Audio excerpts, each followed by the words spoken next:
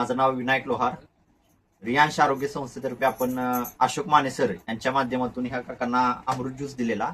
अमृत juice द्यायच्या अगोदर काय त्रास होता आणि दिल्यानंतर काय रिझल्ट आला त्यांच्याबद्दल आपण माहिती घेऊ. नाव काय आपलं सर? आपली दादा गीताराम, तालुका शोभाजी, लांब अहमदनगर. अच्छा, सध्या राहता कुठे? कात्रज, पुणे.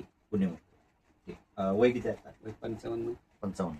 अमृत ज्यूस घ्यायच्या अगोदर काय त्रास होता? तर मला त्रास असा म्हणजे गाडी सुधारते, गाडी गेलं का हात लटकन कापायचे. आता गाडी ताकद मी गाडी बाहेर काढता आतून लावतोय. ओके. आणि गाडी सुद्धा चालू 2 महिन्याला अमृत घ्यायचं, गाडी पण चालू 2-3 वेळेस. म्हणजे गाडी चालवत नव्हता म्हणजे काय पॅरालिसिस झालेलं काय? हो, पॅलेस 3 वर्षांचा पॅलेस होतं. 3 वर्षापूर्वी. हो. 3 वर्षापूर्वी यांना पॅरालिसिस झालेला. अमृत ज्यूस द्यायच्या अगोदर अक्षरशः त्यांना तांब्या पण उचला येत नव्हता. गाडी सुद्धा हात धरतात नाही अजिबात. तांब्या उचला येत नव्हता. अमृत ज्यूस दिल्यानंतर आता किती महिने झाले चालू आहे अमृत ज्यूस? 2 महिने झाले. 2-2.5 महिने झाले.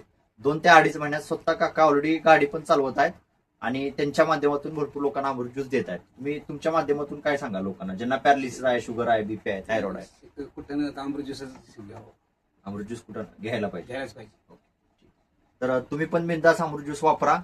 विश्वास ठेवून तुम्ही 3 महिन्या 6 महिन्याचा कोर्स पूर्ण करा. 100% तुम्हाला रिझल्ट भेटेल.